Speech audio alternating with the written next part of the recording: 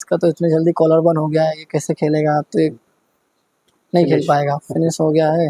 तो ये कहीं ना कहीं हमारे लिए एक डाउनफॉल था। और कई टीमें ऐसी होती है जो हारने के बाद टूट जाती हैं और उसी से फिर टीम बिखरने लगती है। टीयर्स का जो वर्ल्ड कप का रिकॉर्ड है उसको कोशिश करेंगे कि इसको दोबारा तोड़ने की। मैं इटारसी के से 20 किलोमीटर दूर, उस टाइम पे ऐसा कोई प्लेयर नहीं था जिसका कोई एग्जांपल दे सके, लेकिन और उस टाइम मेरे पास ऐसा मोबाइल भी नहीं था जिससे मैं घर पे इन्फॉर्म कर सकूं। और मैं लकी हूँ कि मुझे अशोक सर जैसा कोच मिला। उसकी वजह से जो गेम मेरा नेचुरल गेम था वो और बिगड़ता गया। ये पहली बार हो रहा है मैं इस कैमरे के सामने बोला ये।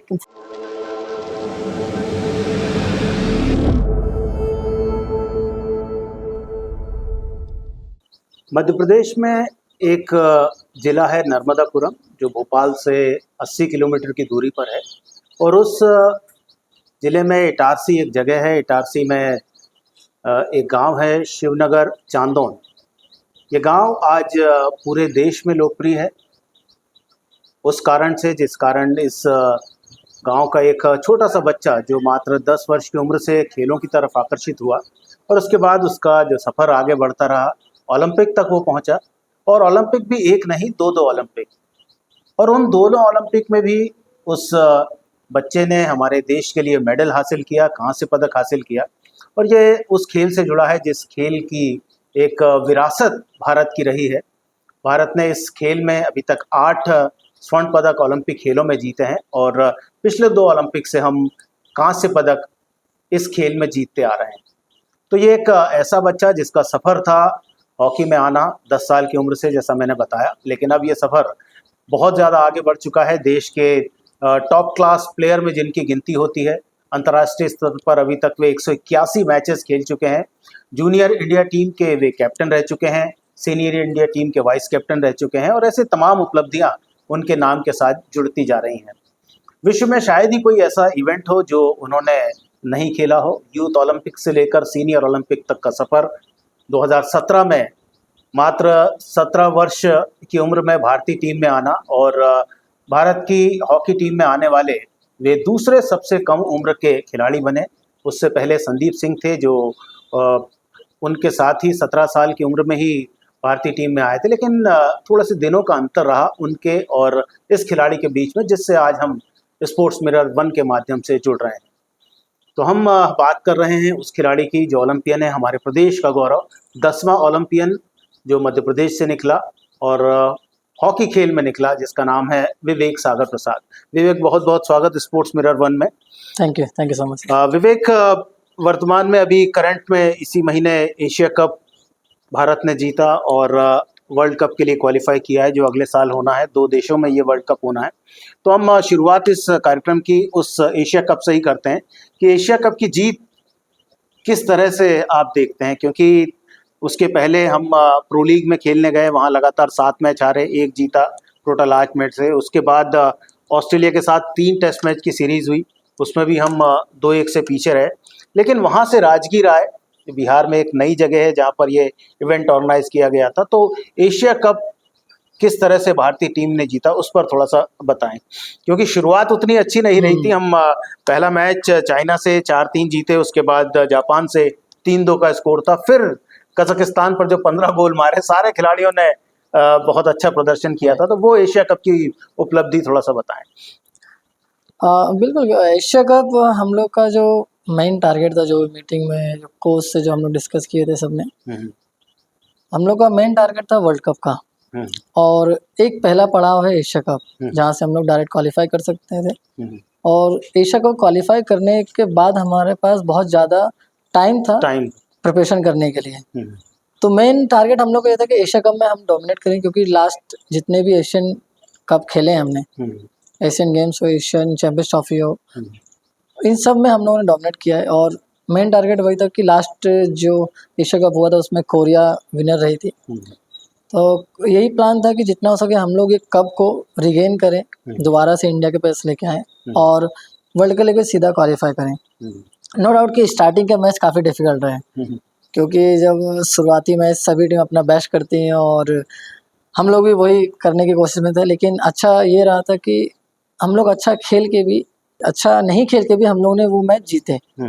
तो ये हमारे लिए पॉजिटिव था कि सभी प्लेयरों ने बैठ के वही बात करी कि हम लोग बहुत अभी बाकी है हमारे अंदर, हम अभी धीरे धीरे जैसे जैसे मैच आते जाएंगे हम लोग निकालें, हमारे पास कैपेबल है कि हम इनसे बहुत आगे हैं। ये हमारे माइंडसेट और पॉजिटिव एक एनर्जी थी जो आपस में टीम के इन्वायरमेंट था वो था। नो डाउट राजगीर पहली बार करा रहा था और बहुत बढ़िया रहा वहाँ पे, क्योंकि इंडिया में हमेशा कहीं पे भी हम लोग चाहे राउरकेला हो, भुवनेश्वर हो या फिर राजगीर क्यों ना हो, वहाँ पे हमेशा ही सपोर्ट, फैन सपोर्ट बहुत अच्छा रहा है, जिसकी वजह से मुझे लगता है कि आधा प्रेशर जो है सामने वाली टीम पे आ जाता है जो बॉल रिसीव करने का, गोल मारने का। आई थिंक मुझे लगता है फैन की वजह से ज़्यादा उनको प्रेशर ज़्यादा, तो वो हमारे लिए काफ़ी हेल्पफुल रहा। और नोट की एक अच्छी चीज़ ये रही थी कि हम लोगों ने जो इम्प्रूवमेंट किया, जैसे आपने बात करी प्रो लीग का, फिर उसके बाद Australia pro league, no doubt कि ये पहली बार ऐसा हुआ हम लोग 8 साल में मेरे साथ भी कि 6 मैच 7 मैच कंटिन्यू हम लोगों ने हारे। तो ये कहीं ना कहीं हमारे लिए एक डाउनफॉल था। और इसको इस प्रो लीग में सबसे अच्छी बात ये रही थी कि हर मैच के बाद हम लोगों ने नेक्स्ट मैच में क्या करना है उसका टारगेट बनाया, और जो पुरानी गलतियां हुई थी उस पर दूसरों को ब्लेम ना करके आपस में उस चीज़ को बात करी और सॉल्यूशन निकाला कि कैसे हम लोग इम्प्रूव कर सकते हैं। क्योंकि नो डाउट कि एक बड़ी टीम और अच्छी टीम वही है जो हारने के बाद एक साथ रहे और जीतने के बाद एक साथ रहे। कि कई टीमें ऐसी होती है जो हारने के बाद टूट जाती हैं और उसी से फिर टीम बिखरने लगती है। तो हमारे पास ऐसे एक्सपीरियंस प्लेयर भी थे और हैं भी, उनमें से मैं भी हूँ कि हम लोगों ने वो चीज़ फेस करी है, डाउनफॉल भी और अच्छा टाइम भी। तो वहाँ से निकलने के लिए प्रो लीग में हमें ज़्यादा टाइम नहीं लगा और नेक्स्ट में ऑस्ट्रेलिया मैच आ गया जहाँ पे हम लोगों ने परफॉर्मेंस अच्छा किया। जो हमने बात करी, जो कोच ने स्ट्रक्चर बताया उस पर काफ़ी अच्छा वर्क रहा और ग्राउंड पे उसको शो करके दिया। उसके बाद नो डाउट कि एक टारगेट आ चुका था कि इंडिया में हो रहा है एशिया कप और हमें इसको जीत के डायरेक्ट वर्ल्ड कप के लिए क्वालिफाई करना है, क्योंकि हमारा मेन जो टारगेट है वर्ल्ड कप का पोडियम है। क्योंकि 50 साल काफ़ी होते हैं जी। और मुझे पूरा विश्वास है मेरी टीम पे, मेरे कोच पे, कि जिस तरीके से हम लोगों ने ओलंपिक में एक साथ होके वो 41 साल वाला जो रिकॉर्ड तोड़ा था, इस बार भी कोशिश रहेगी और 50 इयर्स का जो वर्ल्ड कप का रिकॉर्ड है उसको कोशिश करेंगे कि इसको दोबारा तोड़ने की। बिल्कुल। और कहते हैं ना कि गिरते हैं शहसवार ही मैदान जंग में, वो तिफल क्या गिरे जो घुटनों के बल चले। तो विवेक जिस तरह से बता रहे हैं कि क्या कुछ रहा एशिया कप के पहले, किस तरह से प्रो लीग में 7 मैच लगातार हारे, और विवेक चूँकि 8 साल से लगातार इंडियन टीम के साथ हैं, इंडियन टीम के सीनियर प्लेयर्स में से एक हैं, तो वो अच्छी तरह से बता सकते हैं कि जो प्रेशर है वो किस तरह का रहता है और उस प्रेशर को किस तरह से हैंडल किया जाता है। तो विवेक, ये तो हुई बात एशिया कप की, सुपर 4 में पहुंचना। हालांकि मैच सभी जीते हैं इंडिया टीम ने, लेकिन सुपर 4 में भी एक परिस्थिति आई थी कि पहला मैच हम डिफेंडिंग चैंपियन जो कोरिया के साथ 2-2 की बराबरी पर खेल गए थे। उसके बाद मलेशिया से 4-1 जीते और फिर फाइनल में 4-1 से कोरिया को हराया। लेकिन उसके पहले जो मैच था जिसकी बहुत ज़्यादा चर्चा थी, उस दिन मैं भी राजगीर में था जब वो मैचेस चल रहे थे, लास्ट मैचेस थे जिसमें कोरिया और जो बांग्लादेश के बीच मैच था वो बहुत उतार चढ़ाव वाला मैच चल रहा था, जिस पे काफ़ी कुछ डिपेंड भी हो गया था कि 1-2 कौन बनेगा। तो लास्ट जो मैच था लीग का, जिसमें 7-0 हमने पराजित किया था जापान की टीम को, उसके बारे में बताएं। उसमें आपका भी एक गोल आया था उस 7 गोल में से, तो वो किस तरह से टीम ने कवर अप किया? जैसा आपने बताया कि शुरुआत उतनी अच्छी नहीं थी, उसके बाद आगे बढ़ते गए, धीरे धीरे सेट होते गए और वो फुल डोमिनेशन 7-0। सुपर 4 के मैचेस मुझे लगता है फर्स्ट जो कोरिया का मैचेस था, और कोरिया एक एशिया में एक बहुत अच्छी टीम है स्ट्रक्चर वाइज और देखा जाए तो, और नो डाउट कि उनके साथ हमें हमेशा ही, मैं इस एशिया कप की नहीं बात करूँगा, हम लोग ने जैसे सुल्तान अजलन शाह में भी खेला तो वहाँ पे ड्रॉ रहा था हमारा, तो मोस्टली मैच उनके साथ ड्रॉ रहे और विन रहे। हम लोग बहुत कम ऐसे मैच हुए जहाँ पर हारे हुए। तो एक उनका जो भी मुझे लगता है कि वो भी जीतने आए थे, और जब रैंकिंग में हम लोग ऊपर रहते हैं या फिर कोई भी टीम अगर डाउन होती है रैंकिंग वाइज, तो उनके अंदर एक अलग कॉन्फिडेंस रहता है कि हमें इनको हराना है। तो वो भी वही माइंडसेट से आए थे। लेकिन हमारा जो माइंडसेट था कि हम लोग अपना बेस्ट करें, जो स्ट्रक्चर वाइज हो या फिर जो भी हम लोगों ने पीसी में, अटैक में या डिफेंस में जो बात करी है उसको इम्प्लीमेंट करें। और नो डाउट कि जब कोरिया का मैच हुआ उसके बाद यही था कि नेक्स्ट मैच जो आने वाला है हम लोग अपने ऊपर फोकस करें, क्योंकि सामने वाली टीम किससे कितने गोलों से जीत रही है, हम लोग कहाँ पर स्टैंड करें कहाँ नहीं। वो नहीं था, हमारे अंदर ये था कि जो 2 मैच बचे हैं मलेशिया और चाइना से, उसको हम लोग जीतें और अच्छे मार्जिन से जीतें, क्योंकि नो डाउट कि गोल डिफरेंस से कहाँ पे क्या फंस सकता है, लेकिन हम लोग अपना बेस्ट करें, वही टारगेट था। उसके बाद मलेशिया से मैच हुआ, 4-1 से जीते, जहाँ पे मेरा 1 गोल रहा। फिर चाइना से जब हम लोग के पास जो टाइम टू टाइम बोल सकते हैं, धीरे-धीरे जो मैंने बात करी, स्टार्टिंग में हम लोग ने थोड़ा डाउन खेला, फिर धीरे-धीरे इम्प्रूव करते लास्ट में हम लोग अच्छा खेले। तो चाइना के बाद काफ़ी अच्छा स्कोर रहा, 7-0 आई थिंक। एक तरीके से वो सेमीफाइनल ही था और बहुत अच्छा टीम का परफॉर्मेंस रहा ओवरऑल। देन फाइनल तो हमेशा ही एक्साइटेड होता है और इंडिया में फाइनल खेलना बहुत बड़ी बात है। हाँ। और ऐसे क्राउड में, और वो अलग ही एंजॉय होता है। 4-1 फाइनल का स्कोर था। उसके पहले मैंने जापान बताया, क्योंकि चाइना से वो 7-0 था। और हम बात करें कोरिया चाइना, ये यंगस्टर थे, काफ़ी उनकी नई टीम बन रही थी, तो एक्सपीरियंस वाइज भी इंडिया टीम काफ़ी अच्छी थी। तो फाइनल के बारे में बताएं कि एशिया कप जीतना है, जो बात चली थी, जो रणनीति बनाई गई थी, जो स्ट्रेटजी थी, वहाँ तक पहुँच गए। अब फाइनल, और जैसा आपने बताया कि हमेशा ही रोमांचक रहता है, प्रेशर भी रहता है, क्योंकि आप अपने घर में खेल रहे हैं। और वहाँ पे भी मैंने देखा 10,000-15,000 के आसपास पूरा जो उन्होंने टेम्परेरी स्टेडियम बनाया था, वो बहुत पहले से भर गया था। मेरे ख्याल में 7:30 बजे से मैच था, लेकिन वो 4:30-5 बजे से वो पूरा जैम पैक हो गया था स्टेडियम। तो शुरुआत जब हुई, 2 गोल बढ़ा, एक के बाद एक इंडिया ने मार दिया, तब तक डिसाइड हो गया था, या मन में बात आ गई थी कि हाँ अब चैंपियन बन गए? नहीं, ऐसी हम लोग का फर्स्ट गोल 30 सेकंड में आ गया था और सेकंड गोल भी सेकंड क्वार्टर में आया। लेकिन जब हाफ टाइम में हम लोग ने बात करी और कोच ने बात करी, वहाँ पे पैडी ऑप्टन भी है जो हमारे मेंटर भी थे मेंटल के, उन्होंने हमेशा यही बताया कि हम लोग को रुकना नहीं है, हम लोग सेटिस्फाई नहीं होना है जो भी चीज़ कर रहे हैं, या चाहे अच्छा पास हो, चाहे हम लोग ने गोल मारा हो। तो वहाँ पर कोच ने और हमारे मनप्रीत भाई, इन लोगों ने यही बोला है कि हम लोग 2-0 की लीड आज की गेम में कुछ नहीं होती है। अगर 1 गोल उन्होंने निकाला तो दूसरा गोल ऑटोमेटिक आ सकता है उनका जल्दी से, लेकिन कोशिश यही रहेगी हम लोग 2-0 की बढ़त को 3-0, 4-0 करें, क्योंकि हमने वो चीज़ फेस करी है पहले टूर्नामेंट में कि 2-0 से हम लोगों ने 2-2 ड्रॉ करवाया। तो वो चीज़ को हम लोगों ने माइंड में लेके आया, नहीं 2-0 कम है, हमें और लीड बढ़ाना है। तो ये मेन पॉइंट था। और दूसरा स्ट्रक्चर वाइज था कि coach Craig Fulton no doubt कि one of the best coach है, मैं मानता हूँ। और उन्होंने जो स्ट्रक्चर बताया कि कोरिया कहाँ से स्ट्रॉन्ग है, कहाँ से राइट से उनका इन कहाँ से कट कर रहे हैं, कहाँ से वो हिट मार रहे हैं, तो ये छोटी चीज़ें, छोटी डिटेल उन्होंने बताई और उस चीज़ को हम लोगों ने ग्राउंड पे अप्लाई किया और जो 2-0 की लीड थी उसको 3-0 और 4-0 में कन्वर्ट करके हम लोगों ने सिक्योर किया था उस टाइम। और 4-1 का स्कोर फाइनल में, जो अभी आपने बात की, लास्ट एशिया कप में भी यही हुआ था, जब तीनों टीमें ट्रिपल टाई में फंस गई थी और गोल एवरेज से हम पीछे चले गए थे, हमें 3rd-4th प्लेस का मैच खेलना पड़ा था और वहाँ फिर हमें ब्रॉन्ज मेडल मिला था। तो अभी आपने बात की मेंटोर की, जो टीम के साथ मेंटोर हैं, जो इसके पहले भी वर्ल्ड के बेस्ट प्लेयर्स के साथ, टीमों के साथ रह चुके हैं, जो ओलंपिक पोडियम तक उन्हें ले गए हैं, तो उनके साथ और उनका जो कंट्रीब्यूशन भारतीय हॉकी टीम के साथ रहा है, वो किस तरह का आप देखते हैं? मुझे लगता है बहुत अच्छा है, क्योंकि हमेशा ही एक मेंटल ऐसा, मुझे वन ऑफ द बेस्ट पैडे है। और उन्होंने पिछले वर्ल्ड कप टीम के साथ भी काम किया है, 2011 में जो क्रिकेट की वर्ल्ड कप टीम थी। तो उनको पता है प्लेयर को कैसे डील कर रहे हैं, उनको वो सब चीज़ें पता है, इंडियन प्लेयर के बारे में पता है, क्योंकि वो काफ़ी टाइम से उनके साथ रहे हैं और उसके लिए ईजी है हमको समझना और हमारे लिए ईजी है उसको एक्सप्लेन करना है। सो मुझे लगता है कि उन्होंने काफ़ी हेल्पफुल किया, क्योंकि कुछ चीज़ें ऐसी होती है जो हम लोग किसी से शेयर नहीं कर पाते हैं, लाइक खुद में रखते हैं, लेकिन उनसे शेयर करने के बाद सॉल्यूशन हमारे पास बहुत से आते हैं। उन्होंने काफ़ी टाइम पे हेल्प किया है। लाइक मैं इंडिविजुअली बताऊं तो मैंने इंडिविजुअली बात किया है कि बहुत सी चीज़ें आपके माइंड में होती है और पर्सनल चीज़ें हैं उनको शेयर किया, ताकि उन्होंने मुझे बताया भी कि ये सब नॉर्मल चीज़ है, आप कैसे ओवरकम कर सकते हैं, उसका सॉल्यूशन ही बताया। और उन्होंने जब टीम की बात आती है, वो हमेशा उनका यही रहता है कि एवरीथिंग इज़ नॉर्मल, सबकी लाइफ में आता है, ये मत सोचिए कि आप स्पेशल है, आप ही की लाइफ में हो रहा है।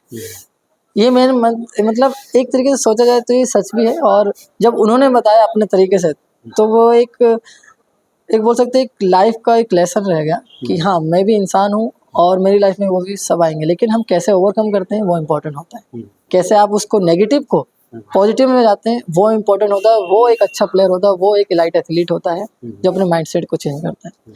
तो ऐसी कई बहुत सारी चीज़ें हैं जिन्होंने उनकी वजह से हम लोगों ने सीखी और टीम ने सीखी और उसको अप्लाई करके हम लोगों ने कई ऐसे टूर्नामेंट में उनके साथ पोडियम में फिनिश किया है। बिल्कुल, एक मेंटोर जो आपको बताते हैं कि आप किस तरह से फ्री रह सकते हैं, क्योंकि विवेक बता रहे हैं कि जिस तरह से उनके मेंटोर जो टीम के साथ हैं वो पर्सनली एक एक प्लेयर को बहुत अच्छी तरह से देखते हैं, उनके साथ काम करते हैं और ये उनका काम है।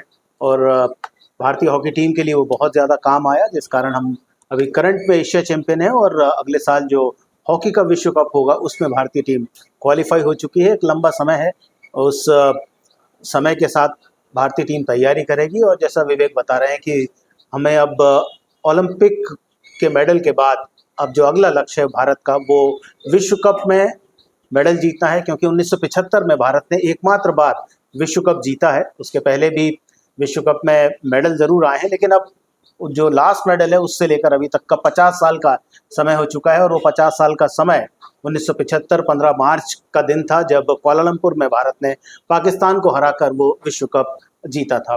तो विवेक, ये तो बात हुई आज के सिनेरियो की जब वहाँ आप स्टैंड कर रहे हैं, लेकिन हम थोड़ा सा आपको पीछे लेके जाते हैं।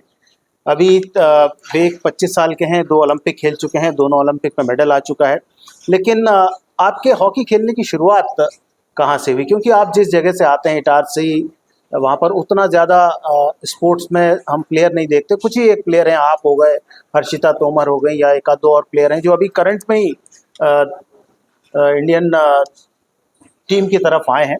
तो आपका हॉकी की तरफ आना या खेल की तरफ आना कैसे हुआ? कौन से ग्राउंड से आपने शुरुआत की?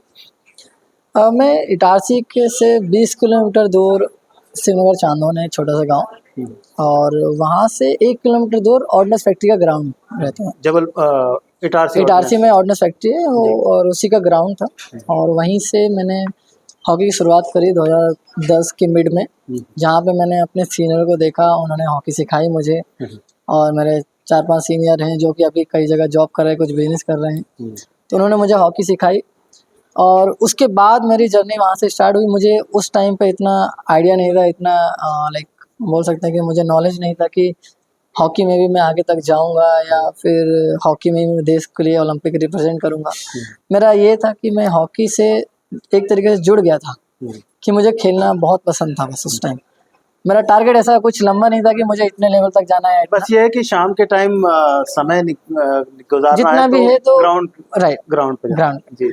और नो डाउट कि मेरे फादर जी स्पोर्ट्स से बहुत दूर दूर तक नाता उनका नहीं है, क्योंकि टीचर हैं और हमारे यहाँ से ऐसा कोई प्लेयर ऐसा निकला नहीं था जिनका वो एग्जांपल दे सके। नो डाउट कि इटारसी में जैसे हॉकी के दीपक जैन सर थे, जो कि हम लोगों ने उस टाइम पे उनको देखा भी था और वो प्लेयर को सिखाते भी थे। अभी जैसे करंट में कई प्लेयर ऐसे हैं जो अभी यंग हैं, लेकिन सबसे अच्छी बात यह है कि वहाँ पर जिस टाइम पे मैं था उस टाइम पे ऐसा कोई प्लेयर नहीं था जिसका कोई एग्जांपल दे सके, लेकिन अभी मैं हूँ जिसका अलग जो पेरेंट्स है वो एग्जांपल दे सकते हैं कि विवेक सागर है, उसकी जैसा बन सकते हैं। तो ये मेरे लिए बहुत गर्व की बात है कि लाइक मेरे लिए कोई नहीं रहा, लेकिन मैं किसी के लिए तो रहूँगा। और जैसे अभी प्लेयर हैं हॉकी में, जैसे जूनियर में गए थे इटारसी से सुंदरम जैद हुए, ये लोग अभी जूनियर इंडिया टीम में कैंप में रहे। और हर्षिता तोमर जो कि एशियाड में मेडलिस्ट है, जो वाटर स्पोर्ट्स में, जैसे आदित्य तिवारी है जो सॉफ्ट में टेनिस में अच्छा कर रही है। तो बहुत अच्छा है कि हमारे यहाँ से जो इटारसी में, होशंगाबाद में उस टाइम पे जो व्यवस्था नहीं थी, उस टाइम पे जो ग्राउंड की एक्टिविटी इतनी ज़्यादा नहीं थी, आज के समय में सरकार ने बहुत अच्छा इनिशिएटिव लेके वहाँ पे वो चीज़ क्रिएट करी है और उसी की वजह से कई प्लेयर हैं जो वहाँ से हर स्पोर्ट्स में निकले। मैं ये नहीं कह रहा हूँ कि हॉकी में ही निकले, और स्पोर्ट्स हो, चाहे क्रिकेट ही क्यों ना हो, बैडमिंटन है, फुटबॉल है, ये सारे स्पोर्ट्स के वहाँ से निकल रहे हैं, नेशनल लेवल तक खेल रहे हैं।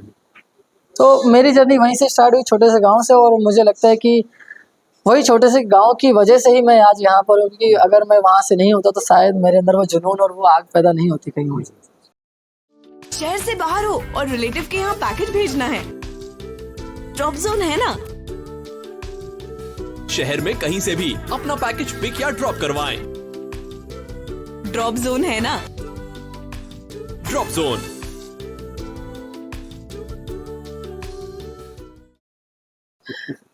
बिल्कुल एक जुनून और एक आग होना चाहिए, तभी आप किसी न किसी बड़े मुकाम पर पहुंच सकते हैं, और वो मुकाम हासिल किया विवेक ने अपनी उस जुनून के कारण, अपनी उस जिद के कारण। और खेलने में ऐसा रम गए कि 10 साल की उम्र से जिन्होंने हॉकी खेलना शुरू किया, और जैसा बता रहे हैं कि उनके सीनियर प्लेयर्स ने उन्हें हॉकी स्टिक पकड़ना सिखाया, खेलना सिखाया।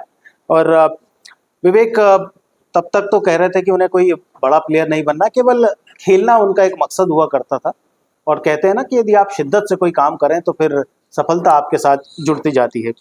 विवेक वहाँ से काफ़ी जो छोटी एज में काफ़ी टूर्नामेंट्स खेलने गए, और जो एक स्टोरी है आपकी MP state men's hockey academy में आने की, तो यहाँ उस टाइम चीफ कोच हुआ करते थे अशोक कुमार सर, जिन्होंने आपको किसी टूर्नामेंट में देखा। उसके पहले हबीब हसन साहब थे, उन्होंने भी किसी टूर्नामेंट में देखा। जब इनकी आपस में बात हुई, हबीब साहब ने बताया सर को, या सर ने बताया कि ये लड़का मुझे एक अच्छा लग रहा है, तो उसे हॉकी एकेडमी में लेकर आना है। तो सर के साथ पहला इंटरेक्शन कब हुआ? क्योंकि जो कुछ आपकी लाइफ है उनके साथ रहने के कारण, उनके कोचिंग में ही आपने ग्रो किया और यहाँ तक पहुँचे, तो वो एक स्टोरी है, वो थोड़ा सा बताएं कि कैसे सर ने आपको देखा। बिल्कुल, बहुत इंटरेस्टिंग है, और मुझे लगता है कि इस माध्यम से मैं अपना वो चीज़ शेयर भी कर पाऊँगा। पहले तो मैं चाहूँगा कि जो हबीब सर हैं उनके बारे में बताना चाहूँगा कि मुझे उन्होंने देखा चरखारी में, उन्होंने मुझे कुछ अमाउंट दिए अच्छा खेलने की वजह से, मैंने गोल भी किए,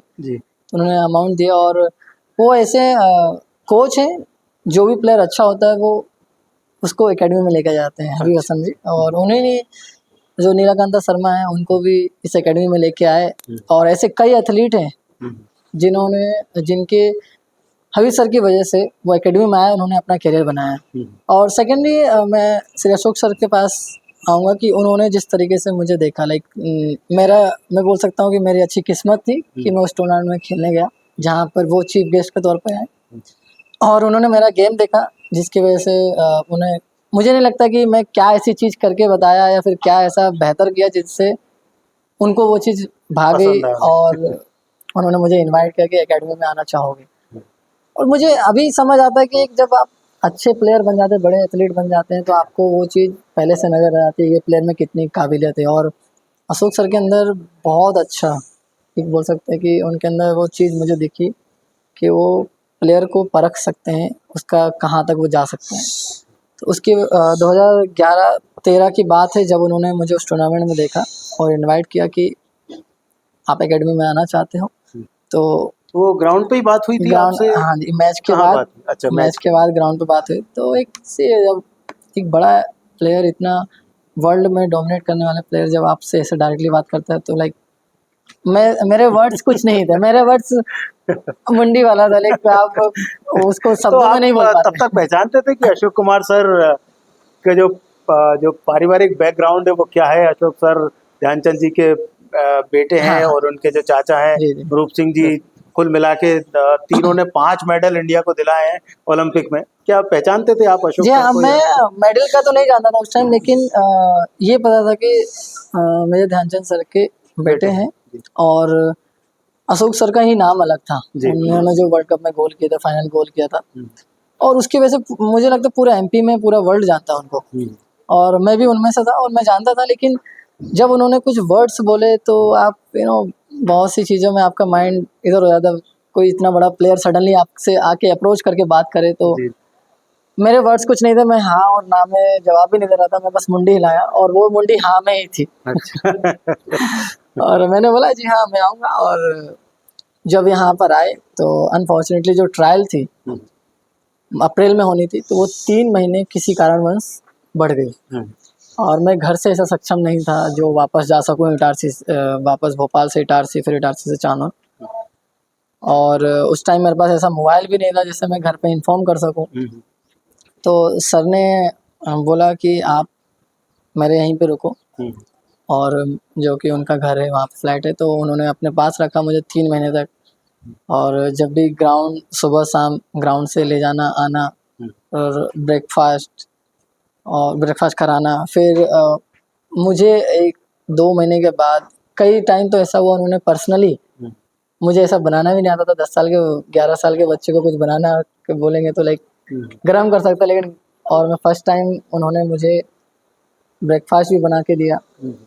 और कई बार ऐसा हुआ है जहाँ पर ब्रेकफास्ट मुझे प्रैक्टिस के बाद गया हूँ और उन्होंने मुझे ब्रेकफास्ट दिया। लाइक ये आपको शो करता है कि कितना वो एक प्लेयर को बढ़ाने के लिए या उनके अंदर कितनी अच्छी ह्यूमैनिटी बोल सकते हैं, एक अच्छा विनम्रता है प्लेयर के प्रति।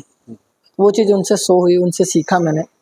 उन्होंने आके ग्राउंड पे बहुत अच्छे कोच मान सकते हैं बेसिक्स के मामले। और इंटरनेशनल की बात हो तो हमेशा ही बेसिक ही फर्स्ट आता है, जो उन्होंने मुझे शुरुआती दौर से ही सिखाया। अच्छा, और मुझे लगता है कि ऐसे कोच बहुत कम मिलते हैं और मैं लकी हूँ कि मुझे अशोक सर जैसा कोच मिला। और उनके साथ जैसे लोकेन सर और हरिवसन सर थे जो, उन्होंने भी काफ़ी अच्छा सपोर्ट रहा। तो एक कोच पहचान लेता है कि जो सामने उसके कोई खिलाड़ी खेल रहा है या कोई छोटा बच्चा खेल रहा है, उसके अंदर कितनी कैपेबिलिटी हो सकती है। उसे केवल तराशने की आवश्यकता है, उसे केवल सही गाइड करने की आवश्यकता है। और उसका जो मुकाम है केवल यहाँ खेलना नहीं है, उसका मुकाम बहुत ऊंचा है। हमारे देश को रिप्रेजेंट करना जो लक्ष्य रहता है, वो कोच समझ जाता है कि इस प्लेयर में ये काबिलियत है कि ये देश की सेवा कर सकता है। तो विवेक, वो जो 3-4 महीने थे, जैसा आपने बताया कि आप को सर ने बोला ग्राउंड पे कि आपको यहाँ आना है, एकेडमी में ट्रायल्स होने वाली, हम आपको एकेडमी में रखेंगे। तो घर में आपने बात की, क्योंकि वहाँ तो आपकी आवाज़ निकली नहीं। तो घर में जाकर आपने जब पेरेंट्स को बताया, क्योंकि आप 4 भाई बहन हैं और सबसे छोटे आप हैं, तो परिवार में एक रहता है कि ये 10-13 साल की उम्र में आप एकेडमी में आ गए थे, तो ये 12-13 साल का बच्चा एकेडमी में जा रहा है, यहाँ से भोपाल से काफ़ी दूर जा रहा है। फैमिली में कोई स्पोर्ट्स का ऐसा बैकग्राउंड नहीं है जो समझ सकें कि क्या कुछ परिस्थितियाँ रहती हैं। तो घर वालों को जब आपने बताया, सबसे पहले तो ये बताया कि मेजर ध्यानचंद जी के जो बेटे हैं, उन्होंने मुझे आज बहुत मेरी खेल की तारीफ़ की और मुझे ऐसा ऐसा बताया। तो वो क्या माहौल उस टाइम घर पर हुआ था? पहली बात तो मैंने डायरेक्टली पापा से कभी अप्रोच कर नहीं पाया उस टाइम। जी, मुझे बहुत डर लग रहा था। वो सभी के साथ रहता है। मदर एक ऐसा दोनों के बीच में एक ब्रिज का काम करती है कि जो आपको भी संभालती है और जो फादर है उनको भी मैनेज करती है। तो वो बताएं स्टोरी। जी, मैं कभी डायरेक्ट अप्रोच नहीं कर पाया और स्पोर्ट्स से रिलेटेड तो कभी नहीं जी। उस टाइम पे। मेरी बहन थी, बड़ी बहन और छोटी बहन थी, दोनों ने उनको बताया मैंने बातें। और मेरा भाई एक्चुअली वो बाहर पढ़ता था भोपाल में, तो उनको भी मैंने डिस्कस किया। जब भाई संडे को आया तो उनको बताया। तो पापा जानते थे कि अशोक सर के बारे में, उन्होंने पढ़ा भी है ध्यानचंद सर की स्टोरी पूरी जितनी भी थी। और जब भाई ने और दीदी ने उनसे बैठ के बात करी, मैं उस टाइम दूसरे रूम में ऐसे झाँक के देख रहा था और सुन रहा था, ताकि पापा मुझे ना देख पाए इस तरीके से कि इसने बोला है कि ऐसे इसने बोला ऐसे। हाँ, तो मैं वही चीज़ सुन रहा था।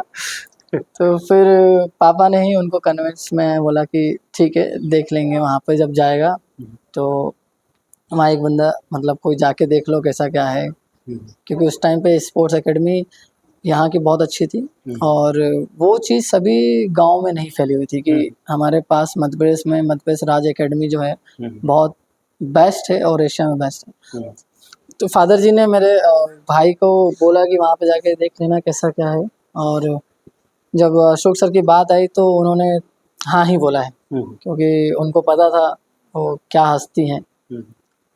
और उसके बाद जब उन्होंने हाँ बोला तो मैं उनके सामने नहीं गया, लेकिन बाहरी से मैं खुश रहा था, काफ़ी खुश हुआ कि हाँ चलो इसी बहाने मैं स्पोर्ट्स से जुड़ा रहूँगा और एकेडमी से जुड़ा रहूँगा। मदर का क्या रिएक्शन आया? भाई बहन तो ठीक है आपकी तरफ चले गए थे, बड़ी बहन और बड़ा भाई वो जिम्मेदारी निभाते हैं जब छोटे भाई बहन को कोई ज़रूरत पड़ती है। तो मदर का क्या रिएक्शन आया कि मदर को भी आपने कन्विंस कर लिया था कि मुझे जाना ही है, ऐसा कुछ था क्या? माँ के सामने इमोशनल हो के आप बोल दो वो आपकी तरफ हो जाती है।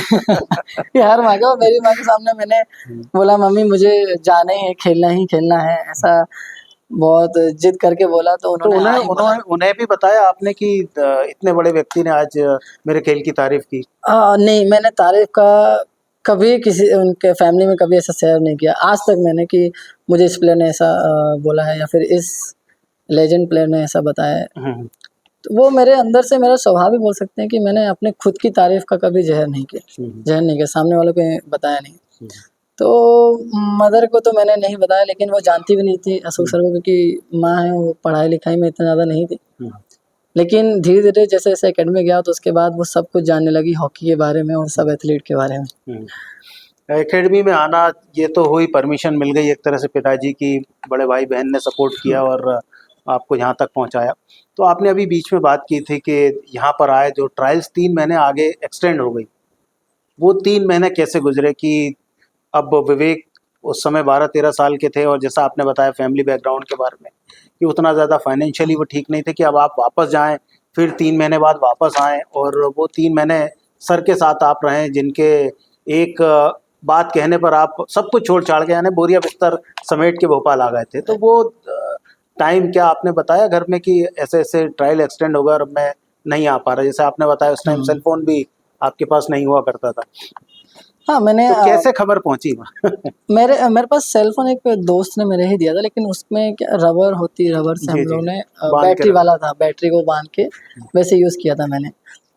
और उसके बाद ही मैंने घर पे अपने भाई को बताया।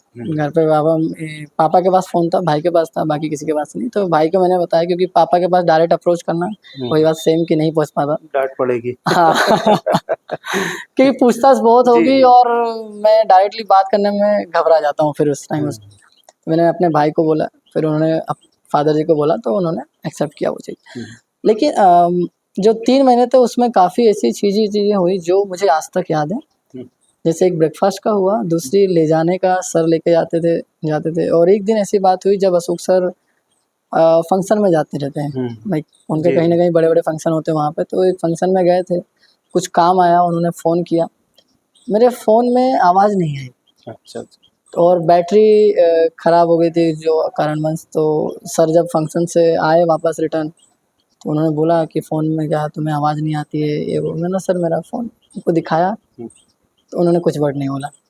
जब वो नेक्स्ट फंक्शन में जा रहे थे, उस टाइम पे उन्होंने मुझे एक फ़ोन दिया, वो भी टच स्क्रीन वाला।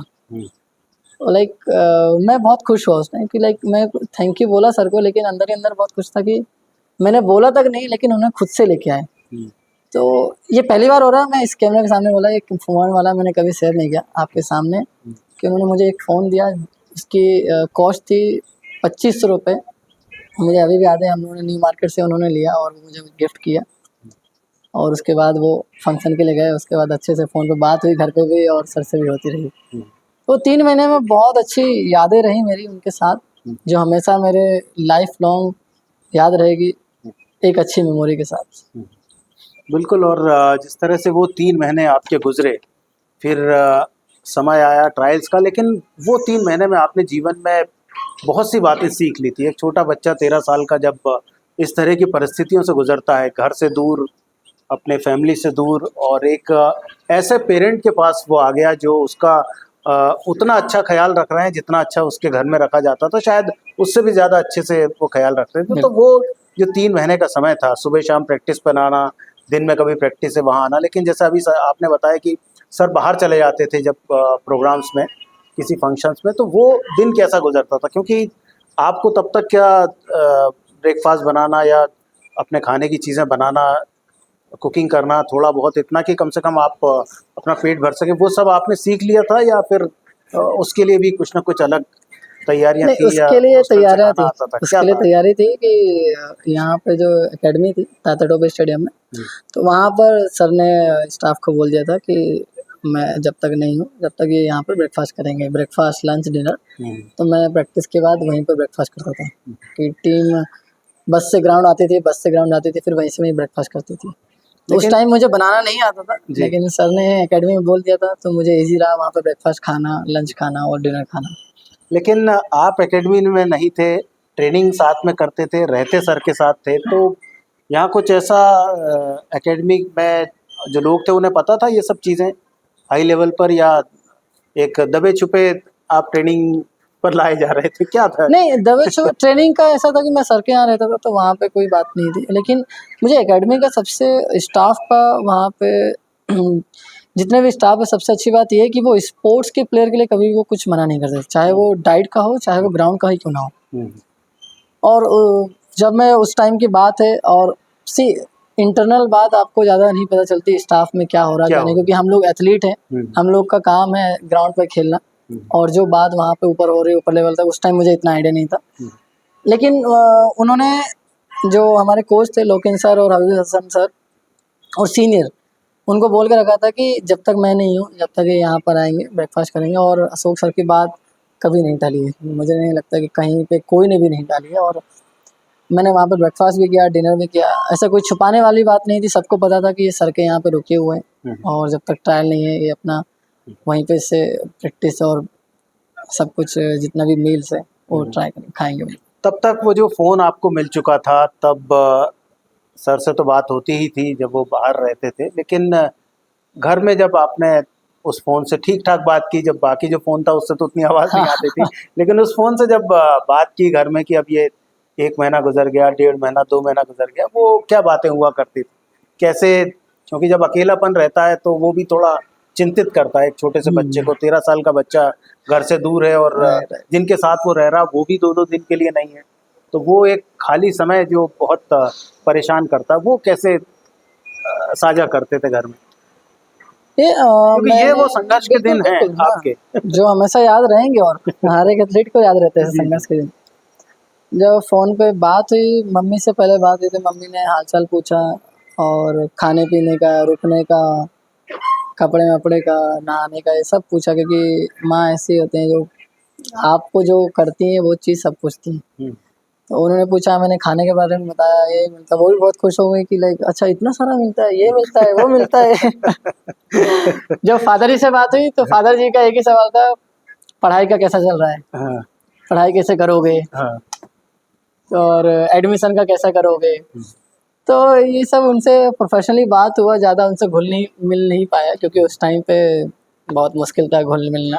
और दीदी से बात हो तो दीदी से तो नॉर्मली बात हो, हंसी मजाक होता रहता था, और नो डाउट कि याद भी आया, मैं रोया भी हूँ, क्योंकि स्टार्टिंग के कुछ टाइम तो रोना, लाइक 10-12 साल आप घर में रहे, फिर बाहर सडनली जाना, तो मैं क्राई भी किया। उसमें मम्मी भी बोली है कि कब आएगा कब नहीं। अब जब मैं हॉकी से लगाव हो गया तो फिर मुझे घर जाने का भी इतना ज़्यादा मन नहीं हुआ, क्योंकि वहाँ से मुझे सीख मिली। वहाँ से जैसे मैंने बताया कि स्टार्टिंग में मुझे इतना आइडिया नहीं था कि हॉकी में भी इतना ज़्यादा बड़ा स्कोप होता है। जब एकेडमी में आया, सर के पास रुका, तब मुझे धीरे धीरे नॉलेज होते गई कि हाँ इसमें भी ओलंपिक होता है, इसमें मेडल लाने पे ये मिलता है, वो होता है। तो ये चीज़ काफ़ी इंटरेस्टिंग है। वो जो रोने का समय था, या जब बहुत ज़्यादा चिंतित होने का समय था, कभी मन में ऐसा विचार आया कि क्या निर्णय विवेक ने ले लिया है, इससे अच्छा तो घर में ही ठीक थे, आराम से खाना पीना, रहना, खेलना, मस्ती भरा जीवन चल रहा था? कभी ऐसा आया मन में आपके? नहीं, रोने के टाइम पे उस टाइम तो नहीं आया कि क्यों स्पोर्ट्स में आ गया, ऐसा नहीं आया, क्योंकि मैं पढ़ाई में अच्छा था, ठीक ठाक था, मतलब 80% तक आ जाते थे पहले। लेकिन स्पोर्ट्स से आने के बाद मुझे बहुत अच्छा लगाव ये हो गया कि मैं स्पोर्ट्स में ही करना था कुछ। मुझे ये नहीं था कि मैं पढ़ाई में ही जाऊँ, क्योंकि फादर जी ने मेरे बोल के रखा था कि क्या करेगा उधर जाकर पढ़ाई कर, वो रोकते थे, और वही रोकने की वजह से मेरे अंदर वो जाएगा कि नहीं मैं करके बताऊँगा, आराम करके बताऊँगा। तो उसी टाइम पे ये माइंड में था कि मैं स्पोर्ट्स में ही जाऊँगा, पढ़ाई भी साथ कंटिन्यू करूँ, लेकिन फर्स्ट जो प्रायोरिटी थी वो स्पोर्ट्स का ही था।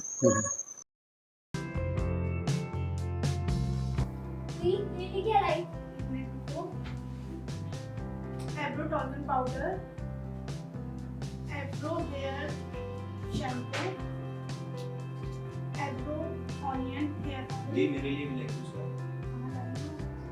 eyebrow charcoal face wash, eyebrow The word of Aldi Cosmetics.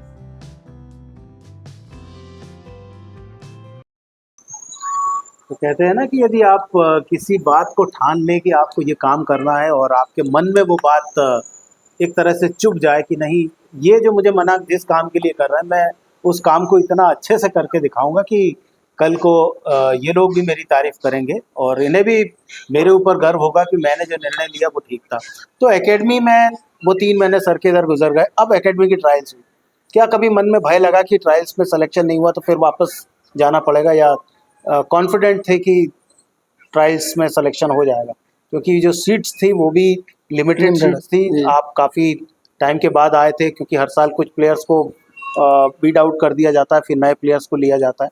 हाँ, उसमें डर था कि होगा भी कि नहीं होगा, लेकिन एक कॉन्फिडेंट ये था कि मैंने उनके साथ प्रैक्टिस कर चुका था 3 महीने प्लेयरों के साथ, तो मैं इतना मैच्योर हो गया था कि खेलने में कि मैं अच्छा परफॉर्मेंस कर सकता हूँ ट्रायल में। लेकिन ट्रायल में भी घबराहट की वजह से कई मिस्टेक हुई, जिसमें सर ने भी बाहर बुला के मुझे समझाया, और हरीशन सर और लोकेन सर ने भी समझाया मुझे कि आराम से खेलो, कोई जल्दबाजी नहीं है। और मुझे अभी बड़ा याद है, क्यों? क्योंकि मैं उस टाइम पे अपना ज़्यादा शो करने लगा था कि यार मुझे करना ही करना है, करना ही करना है। उसकी वजह से जो गेम मेरा नेचुरल गेम था वो और बिगड़ता गया। तो डर तो था कि सिलेक्शन होगा कि नहीं होगा, लेकिन मैंने परफॉर्मेंस फर्स्ट मैच में तो अच्छा नहीं आया, लेकिन सेकंड और थर्ड मैच में अच्छा खेला। इसके विवेक मिडफील्डर के रूप में खेलते हैं, और एकेडमी में आने के पहले जो ट्रायल्स हुआ करती है, जो वैसा बताया फर्स्ट मैच में कुछ ज़्यादा ही उत्साह दिखा रहे थे खेलने के लिए, लेकिन जो कोचेज़ हैं उन्होंने बताया कि आप अपना नेचुरल गेम खेलें और आराम से खेलें। और फिर उसके बाद जो आराम से उन्होंने खेल खेलना शुरू किया है, पहले जूनियर लेवल पर और अब सीनियर लेवल पर 181 इंटरनेशनल मैचेस उन्होंने अपने नाम पर लिखा लिया, और ये फहरिस्त और आगे चलती जाएगी। विवेक, सिलेक्शन हुआ एकेडमी में, उसके बाद सर के घर से अब आपको एकेडमी के हॉस्टल में आना पड़ा होगा, तो वो सिलेक्शन की जो बात थी वो घर तक कैसे पहुंचाई गई कि वो 3 महीने मैंने निकाल लिए हैं, अब हॉस्टल में रहूँगा, यहीं खाना पीना रहना पढ़ाई लिखाई सब अब यहीं पर करूँगा, और मेरे ख्याल में अब वो करियर ओरिएंटेड बात आपके साथ जुड़ गई थी। हाँ, उनको मैंने क्योंकि जब मेरा सिलेक्शन हुआ तो उसके बाद 13 साल का था, तो उन्होंने पेरेंट्स को बुलाया, क्योंकि ज्वाइनिंग के लिए पेरेंट्स को बुलाते हैं यहाँ पे एकेडमी में, ताकि वे साइन लेते हैं, एग्रीमेंट होता है। और जब पापा जी और भाई और मम्मी आए, उन्होंने देखा, रुकने की व्यवस्था देखी, खाने का देखा, और उसके बाद स्टडी का भी उनको पता था कहाँ पे एडमिशन होगा, कहाँ नहीं। तो उन्होंने काफ़ी अच्छे स्वभाव से बोला कि अच्छे से मेहनत करो और कोशिश करो कि आगे बढ़ने की, बस। और इसके आगे कोई वर्ड नहीं थे उनके कि लाइक कि नहीं तुम्हें मैं यहाँ देखना चाहता हूँ, इस लेवल पे देखना चाहता हूँ। तो उन्होंने वो चीज़ें एकेडमी में आकर देखा कि व्यवस्था बहुत अच्छी है और बहुत बेस्ट है, और उन्होंने हाँ बोला उस टाइम पे। मध्य प्रदेश का जो स्पोर्ट्स डिपार्टमेंट है उसने विभिन्न खेलों की एकेडमी से स्टार्ट की। 2007 से ये सफ़र शुरू हुआ, एक के बाद एक एकेडमी जुड़ती गई, जिसमें अलग अलग खेल हैं। 18 खेल अकादमियाँ मध्य प्रदेश में कार्य कर रही हैं और बहुत अच्छा काम कर रही हैं। विवेक जैसे ओलंपियंस इस एकेडमी से अब निकलना शुरू हो गए हैं और ओलंपिक लेवल पर जाकर मेडल्स भी अब ये लोग जीतने लगे। तो एकेडमी में आना, यहाँ पर हॉस्टल में रहना, एडमिशन, ट्रेनिंग, टूर्नामेंट्स खेलने जाना, एक नई दुनिया आपके लिए हो गई थी। तो उस नई दुनिया को आपने किस तरह से जिया शुरुआती समय में? क्योंकि मुश्किल होता है जब आप एक नई जगह जाते हैं। अब टूर्नामेंट्स के लिए खेलने जाना, और जैसा आपने बताया कि पेरेंट्स ने कहा कि अब आप जितना अच्छा कर सकें उतना अच्छा करें, कोई दबाव उन्होंने आपके ऊपर नहीं डाला कि नहीं ये करना है या यही करना है। तो वो एकेडमी का सफ़र कैसा चला फिर? फादर ने मुझे बोला तो नहीं, लेकिन मेरे अंदर एक दबाव तो था कि मुझे रॉन्ग करके बताना है, क्योंकि उन्होंने रोका है मुझे स्पोर्ट्स के लिए कि मुझे रॉन्ग करके बताना है, उनको कैमरे के सामने लेके आना, न्यूज़ पे वो इंटरव्यू दें, ऐसा सोचा था। और जब एकेडमी में आया, 1 साल तक मुझे कोई टूर्नामेंट नहीं मिला, क्योंकि मैं छोटा था और इतना मैच्योर सब जूनियर के लिए नहीं था। लेकिन फर्स्ट टाइम मैंने फिर खेला 1 साल के बाद, नेशनल खेला। और एकेडमी में आप जब तक बेस्ट नहीं करें, जब तक आप टीम में नहीं लगते, क्योंकि यहाँ पर उस टाइम इतना अच्छा कंपटीशन बहुत सीनियर लेवल पे भी और जूनियर और सब जूनियर तीनों लेवल पे, क्योंकि एकेडमी जैसे आपने बताया 2008 से स्टार्ट हो चुकी है हॉकी की। और उसमें काफ़ी मैच्योर प्लेयर थे, जिन्होंने मुझे लगता है कि ऐसे यंगस्टर को काफ़ी इंस्पायर किया और ऐसे यंगस्टर को बहुत अच्छी चीज़ सिखाई है, जिनमें से मैं एक हूँ, जो कि लाइफ में कुछ ना कुछ बने हुए हैं, रदर देन हॉकी को छोड़ के, कि बाहर ऑफ द फील्ड में। और मैं मानता हूँ कि वो एक आपकी लाइफ में ऐसा सीनियर होना बहुत ज़रूरी है, जो कि एकेडमी और हॉस्टल या फिर बोल सकते हैं स्पोर्ट्स के जितने भी कल्चर या जितने भी एकेडमी से बाहर, वहाँ पे होना ज़रूरी है। जिनकी बदौलत आप उनसे सीखते हैं, और जब तक आपको कंपटीशन नहीं मिलता है, और कंपटीशन मिलेगा वो सीनियर से। आप अपने जूनियर लेवल तक खेलेंगे, आप सोचे कि मैं डायरेक्ट सीनियर में जाऊं, तो नहीं। जब तक आप अपने से Step बड़े by से step. कंपटीशन नहीं करेंगे स्टेप बाय स्टेप जैसे, तो आप सक्सेस नहीं हो पाएंगे। तो मुझे अच्छा हेल्दी कंपटीशन मिला, और एक अच्छी बात ये रही कि मैं काफ़ी विनम्र रहा उस टाइम। मुझे अभी वो चीज़ समझ आती है कि मैंने ज़्यादा चीज़ें उस टाइम सुनी है जवाब देने की बजाय, कि कम बोलने वाला जो मैंने सीखा था कि कम बोल के ज़्यादा सुनना। वो चीज़ें मुझे काफ़ी हेल्प रही, क्योंकि एकेडमी टाइम था और वहाँ पे मुझे सब चीज़ पे वर्क करना, और एक एक्स्ट्रा मेहनत करना, और फिर उसके बाद लाइक ग्राउंड पे भी उतरना, और खाना खाना, डाइट खाना। ये मुझे लगता है कि काफ़ी स्ट्रगल रहता है हर एक एथलीट के बारे में, हर एक एथलीट की लाइफ में, और उनमें से मुझे भी रहा था। तो एकेडमी में सबसे अच्छी बात मेरी, और सबसे बोल सकते हैं यादगार ये रहा कि मैंने हर एक चीज़ पे, हर व्यक्ति को वो चीज़ फेस करते हुए देखा है जो मेरे साथ आने वाला है, चाहे वो अच्छा हो चाहे वो बुरा हो। उन्होंने अपने जो सीनियर थे, उन्होंने हमेशा यही बताया कि आप कितने भी बड़े प्लेयर बन जाओ, जब तक आप डिसिप्लिन में, आपका बिहेवियर, आपका जो रहन सहन है वो आपका नहीं अच्छा होगा, जब तक आप सस्टेन नहीं कर पाएंगे। तो वो चीज़ें मेरा माइंड में रही, लॉन्ग टाइम तक रही, और अभी तक वही। तो ऐसे कुछ यादें उन सीनियर प्लेयर्स की जिन्होंने आपको गाइड किया, क्योंकि जो सीनियर प्लेयर है वो देख लेते हैं कि जो नया जूनियर है या सब जूनियर लेवल का प्लेयर है, क्योंकि सब आप ट्रेनिंग एक ही जगह पर कर रहे हैं, तो सीनियर को मालूम है कि ये कुछ अच्छे प्लेयर अलग दिख जाते हैं। तो उन्होंने किस तरह से आपको ग्रो किया, किस तरह से बताया? क्योंकि सीनियर बताता है तो जो प्लेयर है वो ध्यान से सुनता है कि इन्होंने मुझे देखा है खेलते हुए, अच्छा यदि मैं कुछ ना कुछ अच्छा कर रहा हूँ तभी ये मुझे बताने आ रहा है। सीनियर कई थे, लेकिन मुझे नहीं लगता कि एक का नाम लेना सही रहेगा। तो बहुत से सीनियरों ने अलग अलग चीज़ें बताई हैं, जैसे और मुझे तो कई जगह ऐसा भी आया, कई लोगों ने तो यही बताया कि पोजीशन चेंज करके खेलो, लाइक मिडफील्ड मत खेल, लेफ्ट मत खेल, राइट खेल, क्योंकि अभी समझ आता है कि शायद वो अपनी सिक्योर करने के लिए कर रहे होंगे कि मेरी पोजीशन कहीं ना चले जाए एकेडमी जूनियर में। तो लेकिन बाद में जब वो चीज़ याद आती है तो काफ़ी मज़ा आता है वो लाइफ के बारे में सोच के। और सीनियर ने मुझे सब लेवल पे समझाया है, बताया है कि आप पढ़ाई भी करिए साथ में, क्योंकि अगर स्पोर्ट्स से अगर बाई चांस कुछ अच्छा नहीं हुआ तो आपके साथ पढ़ाई तो चल रही है। तो ये आप ये चीज़ें हुई छोटी चीज़ें। और दूसरी नशे से दूर रहने वाला, क्योंकि नशा एक ऐसी चीज़ थी जहाँ पे आप चाहे बोल सकते कि आप उसमें लत में लग गए तो स्पोर्ट्स जो करियर है आपका पूरा ख़त्म हो जाएगा। उन्होंने वो चीज़ मुझे बताई कि एक पढ़ाई का और एक नशे से दूर रहो, और बाकी आप डिसिप्लिन में रह के आगे बढ़ते रहो। और हॉस्टल में कुछ प्लेयर्स रहते हैं, या आमतौर पे जो सब एज ग्रुप के प्लेयर्स हैं, हंसी मजाक ये सब चलता रहता है, तो वो कितना रिलैक्स करता है? और जो घर से जो एक दूर रहने वाली बात होती है वो किस तरह से इस फैमिली के साथ एक अच्छी बात निकल कर आती है? हॉस्टल में मुझे अभी भी याद है, ताता टोपे स्टेडियम में 19 रूम नंबर था, वहाँ पे रहते थे हम लोग। एक रूम में तकरीबन 7 से 8 प्लेयर, बड़ा रूम था और उसमें 7-8 बेड लगे थे। वो जो स्टेयर के नीचे वाला रूम? हाँ, राइट। और बहुत बढ़िया रूम था वहाँ पे। और उस टाइम पे एक ही खौफ था बुंदेला सर का, जो कि वहाँ के वार्डन थे। और हम लोग संडे का दिन रहता था तो वहीं जो रूम था वहाँ पे बेड को साइड करके 1 वर्सेस 1 गेम लगा देते। अच्छा। टाइल्स पे। अच्छा। और जैसे ही पता चला बुंदेला सर आ रहे हैं, तुरंत के तुरंत, क्योंकि जैसे 17 रूम नंबर आया, 18 आया, तो कोई आके बोल देता अरे बुंदेला सर आ रहे, बुंदेला सर। तो सडनली सब लोग सब कुछ पैक करके हॉकी वॉकी रख के बेड जमा के तुरंत वहीं बैठ जाता था। तो ये डर, वो चीज़ काफ़ी अच्छी यादगार रही और बुंदेला सर के साथ ही। और क्योंकि संडे हो चाहे रात में 10 बज रहा हो, तो वहाँ हॉस्टल में 10 बजे के बाद आपकी लाइट चालू नहीं होनी चाहिए। चालू हो गई तो आपको फिर सीनियर से तो डांट पड़ेगी। लेकिन जो बुंदेला सर का जो डर था, सीनियर और जूनियर सब में था कि बुंदेला सर पनिशमेंट क्या करेंगे, क्या नहीं करेंगे, डांटेंगे कितना। तो वो यादें अभी तक रही है, अभी भी ताज़ा कर देती है वो जो पुरानी चीज़ है उन सबको।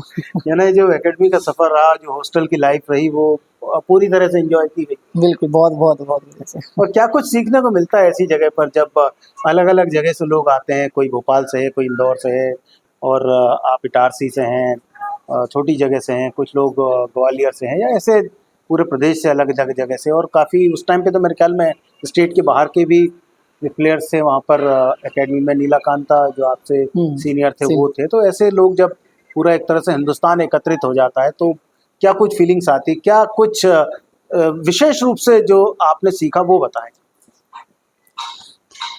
जूनियर का जो रूम था वो दूसरी जगह पे था, सीनियर का फ्रंट साइड में था, थोड़ा गेट के पास में। तो और जब जूनियर के साथ रहे, जो मेरे बैचमेट रहे, जैसे कई ग्वालियर के थे, कई नहीं बोल सकते जबलपुर बैतूल के थे, उनके साथ रहा तो हंसी मजाक चलता रहता है। और उस टाइम पर मुझे इतना समझ नहीं आया था कि मैंने इनसे भी कुछ चीज़ सीखा। जैसे कुछ एक सीनियर भी था जो मेरे साथ रहा, जो पढ़ाई भी करते थे, साथ में साथ वो आकर एक्स्ट्रा भी करते थे। तो मैंने उनसे सीखा कि पढ़ाई के साथ साथ वो कैसे मैनेज कर रहे हैं। तो मैंने एक बार ट्राई किया कि प्रैक्टिस के बाद अगर सब कुछ फिनिश हो जाता है उसके बाद भी मैं थोड़ा बहुत पढूँ अपना बुक्स। तो मैंने वो चीज़ सीखी पहले तो अपने जो 1 साल सीनियर थे उनसे। दूसरी सीनियर जो थे, और जो बोल सकते हैं भगवान जी का, ईश्वर का जो हम लोग प्रार्थना करते हैं, कि उस टाइम मुझे इतना नॉलेज नहीं था। भगवान में मैं विश्वास रखता था, लेकिन जब कई ऐसे सीनियर थे जो मानते थे और विश्वास करते थे ज़्यादा, तो उनके साथ मैंने रहा और मंदिर गया और पाठ करना सीखा, और विश्वास एक आया, अलग पॉजिटिव एनर्जी आई, कैसे विश्वास हुआ उनके ऊपर। वो तीसरी कि फैमिली से कैसे कनेक्ट रहना। लाइक मैंने बताया पहले मैं इतना बात नहीं करता था जब स्टार्टिंग में सर के यहाँ रहा उधर पे, लेकिन धीरे धीरे जैसे जैसे एकेडमी में दूसरे सीनियर ने अपने फैमिली से बात करते थे, चाहे वो एटलीस्ट फादर ही क्यों ना हो, तो मैंने उस टाइम पे वो चीज़ सीखा कि कैसे अपने फैमिली वालों को भी इकट्ठा रखना है, उनसे बात करना है, ताकि आपका जो आधा स्ट्रेस है, जो आधा प्रेशर है, उनसे बात करने में वो जब दूसरी चीज़ें बताते हैं उससे निकल जाएगा। तो ये छोटी छोटी चीज़ें और ऐसी बहुत सी चीज़ें हैं जो मैंने वहाँ से हॉस्टल लाइफ से लेके गया हूँ अपने साथ, और कोशिश करता हूँ कि मैं अपने साथ वो यादें हमेशा याद रखूँ, क्योंकि उसकी वजह से ही मैं अपने जो भी अचीवमेंट है उनको भूल के जो आने वाला नेक्स्ट अचीवमेंट मैं टारगेट करना चाहता हूँ उस पर फोकस रख सकूँ। तो दर्शकों, जो एकेडमी की लाइफ है वो बहुत आपको बहुत कुछ सिखाती है, लेकिन उसको सीखने के बाद उसे विवेक ने इम्प्लीमेंट किया, और आज भी उसे अपने लाइफ में उन्होंने इम्प्लीमेंट करके रखा है, तभी निरंतर सफलताएं उनको मिलती जा रही हैं, और हम ईश्वर से यही प्रार्थना करते हैं कि और भी सफलताएं उन्हें मिलती रहें। विवेक 2014 के बाद से नेशनल्स में खेलने लगे, सब जूनियर नेशनल, उसके बाद जूनियर नेशनल, लेकिन एक जो टूर्नामेंट जो पूरे वर्ल्ड में बहुत फेमस है जूनियर लेवल में, 2017 में सुल्तान ऑफ जोहर कप, जो हर साल मलेशिया में होता है और वर्ल्ड का बेस्ट जूनियर टूर्नामेंट है, उस टूर्नामेंट में आप खेलने गए, और उस टूर्नामेंट में एज ए कैप्टन आपने रिप्रेजेंट किया। और उसके पहले एक स्टोरी है, शायद फर्स्ट टाइम कोई इंडिया कैंप में आप गए थे तो आपके हाथ में फ्रैक्चर हो गया था। तब आपने बहुत सी बातें सुनी थी उस टाइम पे कि एक अच्छा अचीवमेंट आने वाला था, लेकिन अब हाथ में चोट लग गई, और काफ़ी लोगों ने कहा भी था कि इसका तो करियर शुरू होने के पहले ही ख़त्म हो गया। वो सब बातें सुनी थी, तो वो क्या सिनेरियो हुआ था, वो थोड़ा सा साझा करें हमारे साथ। मेरा 2015 की बात है, मैंने कैंप लगा के, सिलारू में कैंप था, सिलारू में कैंप लगा के आया था वापस। सुबह का टाइम था, तकरीबन 8 बज रहे होंगे, और मैच था। मैच के लास्ट एंडिंग मोमेंट पे मेरा कॉलर बोन जो था वो टूट गया था। सामने जो अपोनेंट था उसकी बोन टकराई, साइड बोन कॉलर बोन में टकराई, और कॉलर बोन टूट के लाइक अप हो गई थी। जैसे हम लोग ब्रीथ करते हैं ना, इन आउट, वैसे वो बोन इन आउट हो रही थी। सो उस टाइम जब हुई इंजरी, और नो डाउट कि मैंने देखा तो नहीं इस तरीके से, क्योंकि मुझे अभी भी याद है जब देवेश उइके भाई थे उधर पे, जिन्होंने, उनको सपन भाई बोलते हैं हम लोग, और बहुत मजाकिया हैं। उन्होंने मेरी कॉलर बोन को पकड़ा, टाइट होल्ड करा, और गाड़ी में, अशोक सर की गाड़ी में बैठा के हम लोग हॉस्पिटल, जसदीप हॉस्पिटल गए, और जहाँ पर मेरा तुरंत ऑपरेशन हुआ, क्योंकि हम लोग हमेशा ब्रेकफास्ट इसके बाद करते थे, जब भी प्रैक्टिस होती थी उसके बाद। हम्म। और ब्रेकफास्ट और ऑपरेशन आपका तभी होता है जब आप कुछ खाए नहीं हो 12 घंटे 24 घंटे से। तो मैंने तुरंत के तुरंत डॉक्टर ने डिसीजन लिया, इनका ऑपरेशन अभी कर रहे थे। हम्म। और पेरेंट्स मेरे इटारसी में थे, उनका आना पॉसिबल नहीं था। हम्म। तो मेरे फादर जी की बात अशोक सर से बात हुई, तो उन्होंने बोला कि हम लोग सर पापा जी ने बोला कि आप लोग जो डिसीजन लेंगे वही सही रहेगा, आप लोग लीजिए, मेरी तरफ से हाँ है, कुछ भी करें आप। तो उसी टाइम मेरा तुरंत ऑपरेशन हुआ। और जब होने के बाद मैं सर के पास अशोक सर की बात मुझे भी अभी याद है, जब मैं बाहर बैठा हुआ था हॉस्पिटल के जो रूम है उसके बाहर, तब थोड़ा आंसू आ रहे थे मेरे, लेकिन सर ने यही बोला कि अरे छोटी सी इंजरी है, कुछ नहीं होता है, छोटा ऑपरेशन है, हो जाएगा, सबको होता है, अगर ये नहीं आएगी इंजरी तो तुम बड़ा प्लेयर कैसे बनेगा। अच्छा। तो ये चीज़ मेरे अंदर माइंड में रहेगी कि यार इंजरी पार्ट है, अगर इंजरी नहीं आएगी तो एक अच्छा खिलाड़ी नहीं बन सकता या बड़ा खिलाड़ी नहीं बन सकता हूँ, तो इंजरी तो पार्ट है, वो मेरा माइंड में रहा। लेकिन उसके बाद जब हुआ तो बहुत से फ्रेंड्स थे और जो असिस्टेंट कोच थे हमारे, सभी लोग वहाँ पर आए, सीनियर आए, सब ने मिला मेरे से। फिर नो डाउट कि जब इंजरी हुई उस टाइम पे कुछ ऐसे भी थे जिन्होंने होश में तो नहीं था, लेकिन मुझे बातें याद है कि जब बैठे हुए थे, यार इसका तो इतनी जल्दी कॉलर बन हो गया है, ये कैसे खेलेगा, अब तो ये नहीं खेल पाएगा, फिनिश हो गया है। सर का क्या, सर तो बोलेंगे वो तो, लेकिन इसको थोड़ी ऐसा फिनिश जाएगा।